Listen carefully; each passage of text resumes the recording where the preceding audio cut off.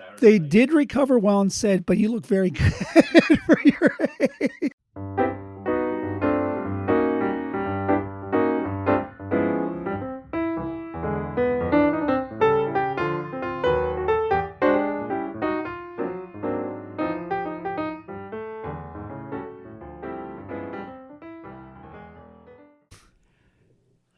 Week before Thanksgiving, David. Welcome back to the show. Week before Thanksgiving. It's time to start thinking what you're thankful for. Okay, that's next week's episode, actually. Well, you got to start a week. You should have a... You're going to do show prep? No, I'm just saying. Don't start now. Generally, you should start thinking... In year 3, don't start doing show prep. But you should start thinking what you're thankful for. Good. In general. You know what I was thankful for? It's the thinking part. It's not the talking part yet. Okay. It's next week. Well, we're going to skip ahead. Do you want to give a preview what you're thankful for? We had a... no, because we're going to talk about it. Okay. We had probably the funnest alumni/student event this Saturday at that Tomahawks game that I can remember. I had a question I can be meaning to ask it, and you probably don't have it handy, but unless you do, but I don't think. Penalty minutes. What was the total of penalty minutes of that game? Oh man. Yeah. That'd be worth looking for. I mean, it was old-time hockey. It absolutely. Yeah. I kept thinking, and I've been meaning to do a quick check the stats and just so that's kind of like if you like that kind of hockey, that's what you missed. You missed good old-fashioned lumber in the ribs. Let them know you're out there. Well, this is old-style hockey. Yeah, this is. I can't describe how fun this game was. What would you say, about 30 people?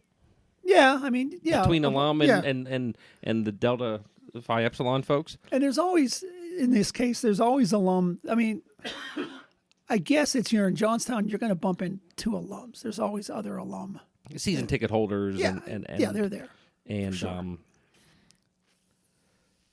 But when apparently Friday night was chippy, but when Johnstown goes up a score in the first 30 seconds, and it kind of just breaks loose, completely breaks loose to the point where by halfway through the second period, the goalies are throwing down. Yeah. Well, one thing that, if you noticed, the home team was in tactical green. Yes. So I kind of thought coming right out of the tunnel that if the opposing team is dressed in anything like camouflage or tactical green or anything along those lines, they're there with a different kind of playbook. Well, and to kind of give the scene, it was Military Appreciation Night because of Veterans Day. Yeah. Our chapter, the 221 of the Air Force Association, had the new F-22 model that I hope it was a model because it was awful small. It was, but that thing is super neat. Russ did a great job on that. That's the kind of surprise I had for you. Being a member of the association, I knew that was coming. I'll have to dig around and see if I can find that for you, those minutes. Yeah, that was. But it was just an insane game. The neatest part for me, effectively, not only just always seeing alumni come out and anything that we do, I really encourage you to come out and spend some time with us. It's really fun. But then that was great to talk to folks. We had some folks who would never come to the game before they came. We had some folks who came last year and said, "Yeah, I'm coming back this year." I ended up sitting behind or in front of students who didn't know we had a hockey team. We just kind of heard, "Hey, free tickets." I'll go for free. It was hard to tell that. They had never been to a hockey game at all before last night. Saturday They hit night. it so well. No, it's just they were so confused at the beginning, and by the end of the third period, when we're going into overtime, and one of them, in by the way, decked out in his football regalia because they were down at the Notre Dame game, is screaming, "I will die for this team! I'm so excited." I think we have a bunch of brand new hockey team fans here on campus. They probably it was their first game. I think from a pure sportsman's perspective. And this is interesting because I'd never been, what is that, the AHL, the amateur. I mean, it's a couple of levels below. Correct. I don't remember the actual acronym, but it was interesting. So regulation ended in a tie. So They're the NAHL. The NAHL. Yeah. So the regulation ended in a tie. So it's interesting to decide the tie. They play a 5-minute period, sudden death. But the interesting thing, and this is where the purist of sports comes into it, they do a 3-on-3. So it's 3 guys against 3 guys, so if you're watching it, you really see the pure hockey. There's not a lot of finesse. You know what I mean? You don't have a lot of as many options as you have with a full complement of a gentleman on the ice. So I thought that was kind of interesting. It was kind of a bonus to see 3 guys battling it out against 3 guys. Yeah, it's kind of fun. Yeah. It's kind of a neat way to do it and kind of gets the game rolling. And again, this is being more developmental. You're not supposed to. And I was very clear with our students. Not a typical game. They're chippy. They tend to be. But to see that much combat. But I tell you what, it's quick. It's a fast game. And I might be slightly off on this stat.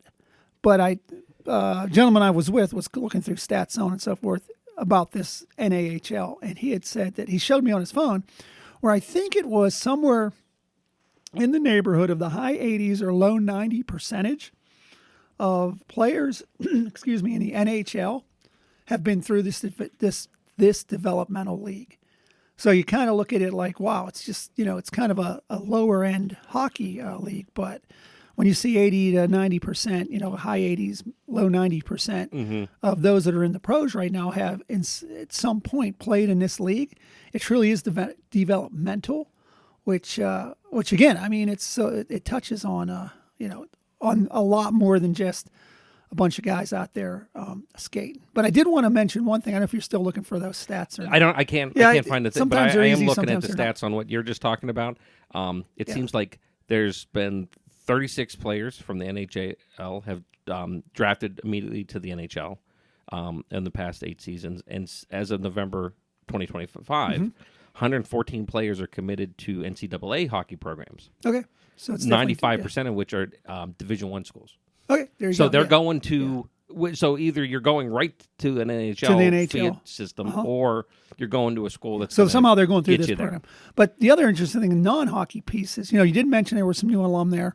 It was interesting, the 2 gentlemen that I spoke with, you love when you hear this. He said to me, I love following the LinkedIn posts. And I was like, really? He's like, yeah, I love following a LinkedIn post because I follow randomly. I pick, somebody to highlight each week. And he said, I go to find those people that are highlighted last week, knowing that they're a UPJ alum. And I see it as the perfect business contact. So I'm like, This is so good to hear that somebody gets it. They're getting it. They're going in. They're using LinkedIn. They're saying, hey, wait a second. I went to UPJ. You went to UPJ. You're now at this level of your company. Hey, let's make an introduction and let's go from there. And if nothing else, on the high end, sure, it could end up leading to business, monetarily, it could work out. But the least you'll come out of it is that relationship that, hey, we all went to UPJ. Yeah. So there's always going to be some sort of connection on that level. So it was good to hear that that stuff is being appreciated and being used. So again, I encourage, check out the Facebook page, listen to the podcast, obviously, and check out our LinkedIn at least every Friday. Be surprised who you might see each Friday that we do a little. It was really neat to hear that, and how people are really responding to the social media stuff. We got some cool stuff for this week coming up, or during this week. We're celebrating in the department here Geography Awareness Week, all the way back from 1987 to today. Yeah, so how many years? Well, it'll be 40. So it's 38. Go with 38. Yeah. Cool. So pretty cool across the board. Real excited. That was a really great event on Saturday. I was super happy to see that many people turn out.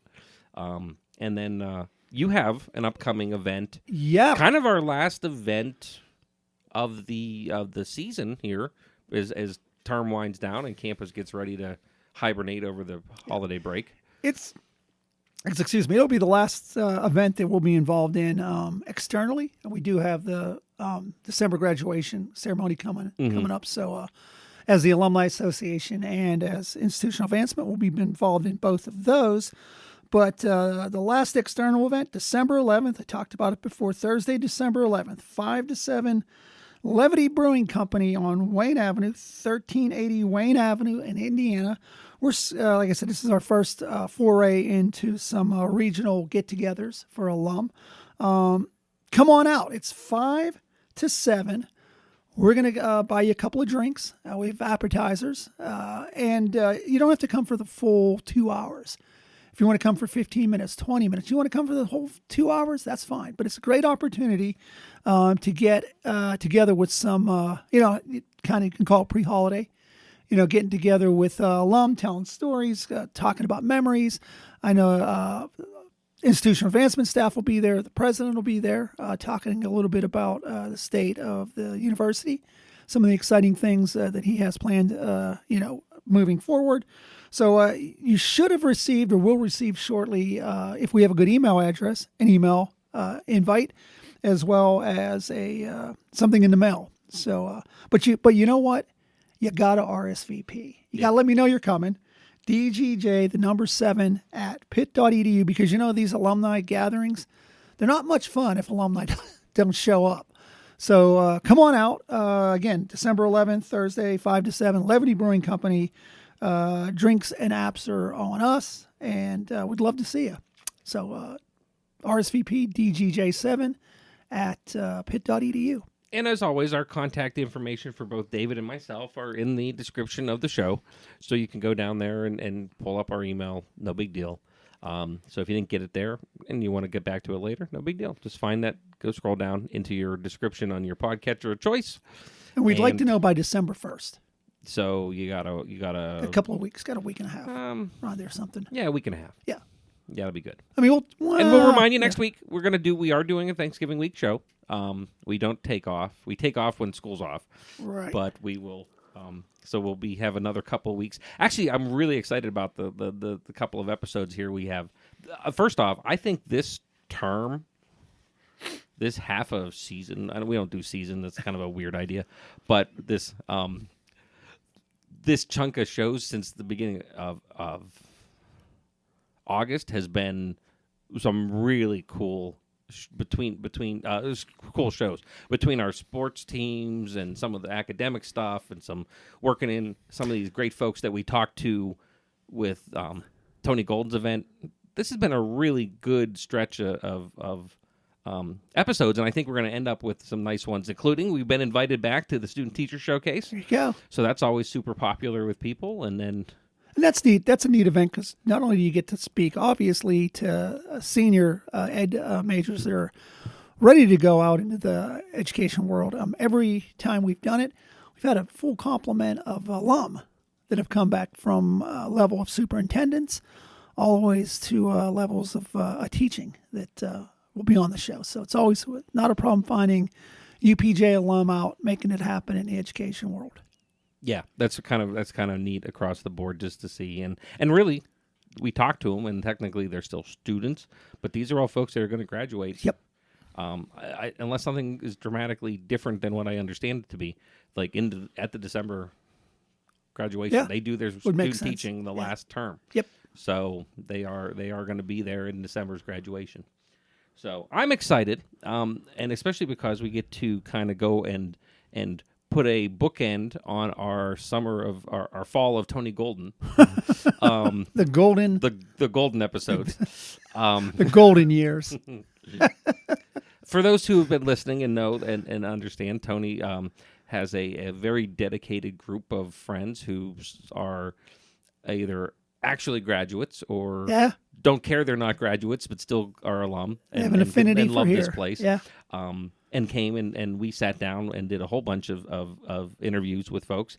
And today we're going to finish off with Deb Breth, who talked and after a little encouragement got on the show and on the show. Actually wanted to share some really cool stories So we're going to listen to Deb, and was a graduate of biology graduate from 75. Yep. So it's always neat hearing it because you get that opportunity when you hear from the older alum to compare. It seems like it was a million years ago, but it was only 50. It's kind of one of those things where it's close, but it's far.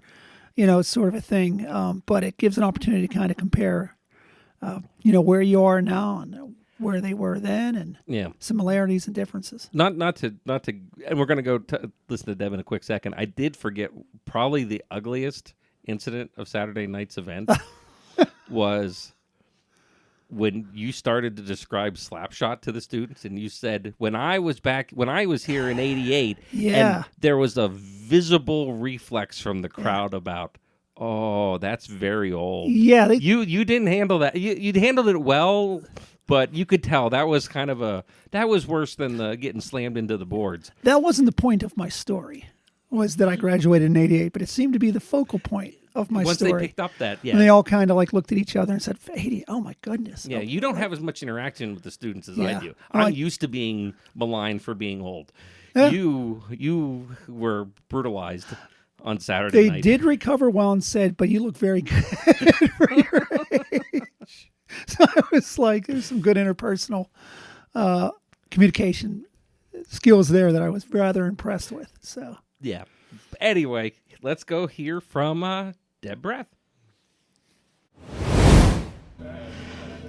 I'm really excited today to welcome Debbie Breth. Debbie, thanks for coming. Thank you. So, what year did you graduate? 1975. 75. And what did you study? I studied biology. Why biology? Because I, all my life, wanted to be a doctor. And what did you end up doing?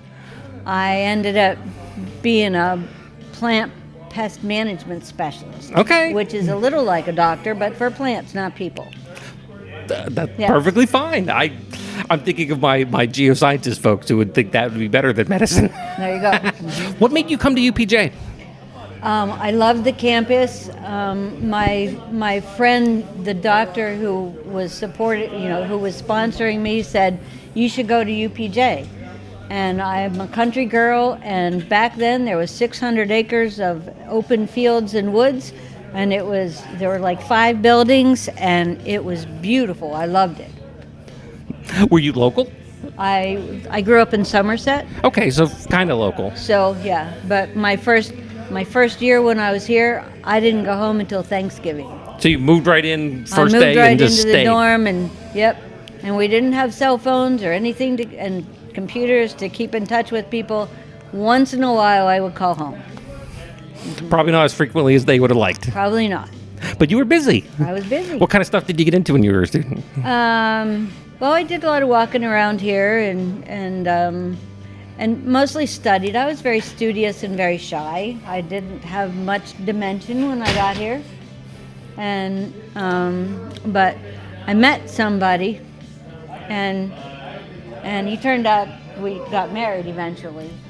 But his name was Joe Breth, which is why my last name is Breth. My maiden name is Igo.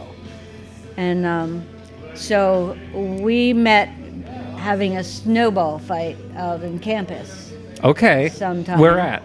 Right outside the dorms, okay. Hickory and oak and maple and stuff like that. And we decided we liked each other. And so he had a hobby that he went rattlesnake hunting with his father in the Penfield Mountains in Clearfield. Okay, that's not necessarily a hobby I would have said is a hobby, but... Correct, but they would actually have a rattlesnake feed. Okay, but when he was doing this, he caught a 6-foot black snake. Okay. And so why is this relevant? I'll get to that. Well, I had a little brother at that point when we were dating, and he said, oh, this would be a really good pet for my brother Jeff. And so he brought it to my house in Somerset that summer, and he says, here, Jeff, you can raise this. And my brother would go down to the woods and trap chipmunks and all kinds of things and bring them home and put them in the cage with the snake. And this snake was so docile, he could handle this snake all over the place. 6-foot black snake. Okay, didn't bite, no problems. Well, So it came time in the fall, snakes have to hibernate, right? Yeah. Well, so we decided I should take it back to campus so Joe can take it back up to Clearfield and take it back to where he got it from so he can hibernate for the winter. So I brought it back to campus.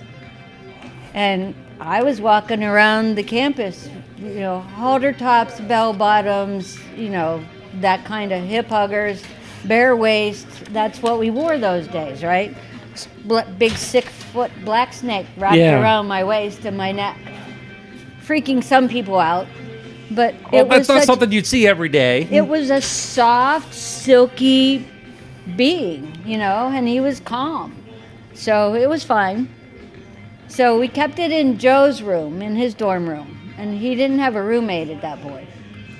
And outside the snake. Except for the snake. Yeah. So he put it in the bottom drawer of his dresser in the room.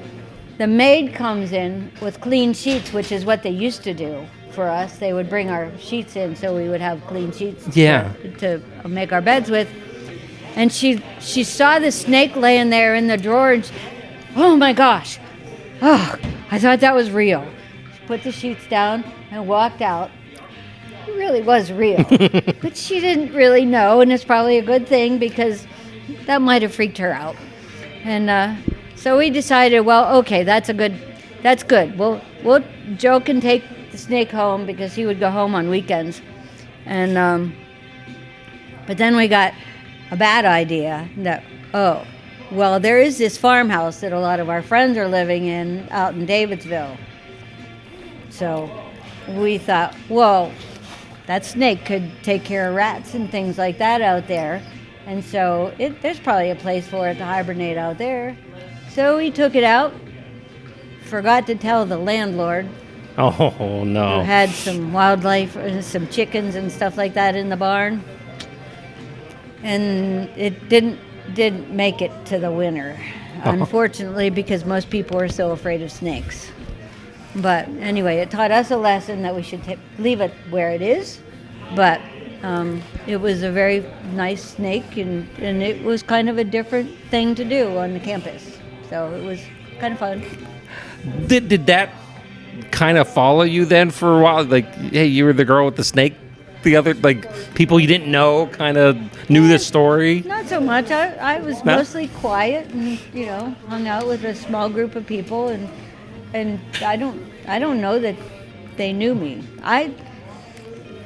When you're young and you're just new to college and you don't have a lot of experiences and you're shy, not a lot of people know who you are. And until you get some life experiences that make you more interesting to hang out with. I wasn't the party girl. So, what do you think of all the changes since you graduated? I'm amazed that this place is unrecognizable. It's beautiful. I really miss all those woodlots that were here and stuff, but I see why things grow and nothing stays the same. But it's a beautiful campus. And hopefully people will still get a good education, which I'm sure they do. We try our best, I'll tell you that. Absolutely. So, Deb, thanks for coming on the show. Thank you. I hope I didn't freak anybody out with the dead snake story, but it was sad, but it was fun. It's a part of UPJ history. Yes. So, exactly. With that, maybe somebody else will remember. With that, I'm going to wish you all to have a great week. The Tuck Shop podcast is recorded live on the University of Pittsburgh at Johnstown campus. Update your contact information with us by visiting johnstown.pitt.edu/alumni. Connect with us online via Facebook and LinkedIn, or consider donating to the university at give2.pitt.edu/giveupj.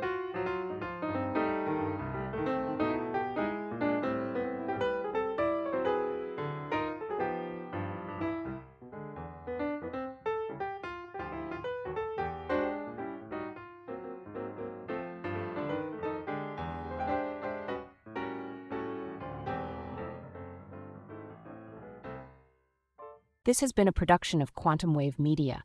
Views expressed do not necessarily reflect the opinion of the University of Pittsburgh at Johnstown.